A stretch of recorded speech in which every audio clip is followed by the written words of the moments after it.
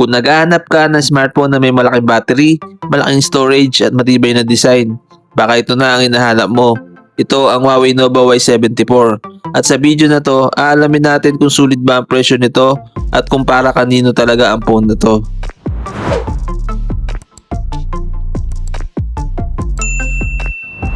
Simulan natin sa design.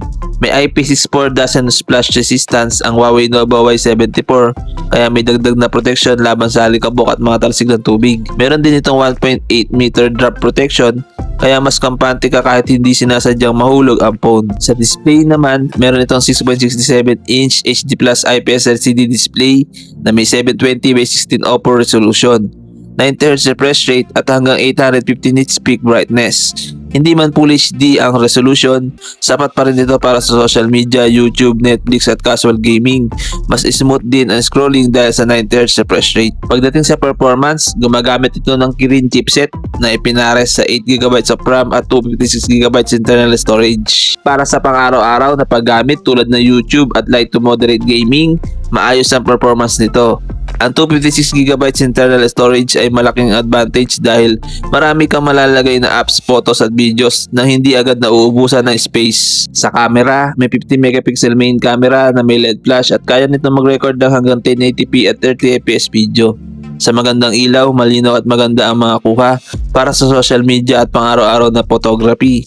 Sa harap naman, may 8 megapixel selfie camera na kaya rin mag-record ng hanggang 1080p at 30fps video. Kaya okay ito para selfies at video calls. Isa sa pinakamalaking highlight ng phone na to ay ang 6,620 mAh battery. Napakalaki ng battery capacity kaya kayang tumagal ng isang buong araw. At para sa karamihan ng users ay maaari pang umabot ng higit isang araw depende sa paggamit. Kapag low battery na, may 40W fast charging para mas mabilis ito mag-charge at hindi ka matagal maghintay. Para sa connectivity, meron itong 4G LTE, Wi-Fi, Bluetooth 6.0, OTG at USB Type-C. Ang Huawei Nova Y74 ay available sa Shopee sa presyo nasa 14,840 pesos. Mas maganda pa rito, maaari pa itong bumaba depende sa mga available vouchers at promo. Kaya bantayan ninyo ang mga sale para mas makamura.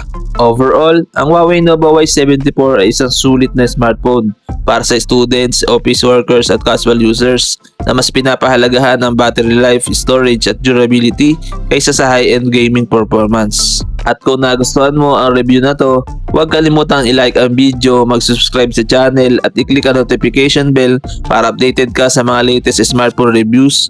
Maraming salamat sa panonood at see you sa next video.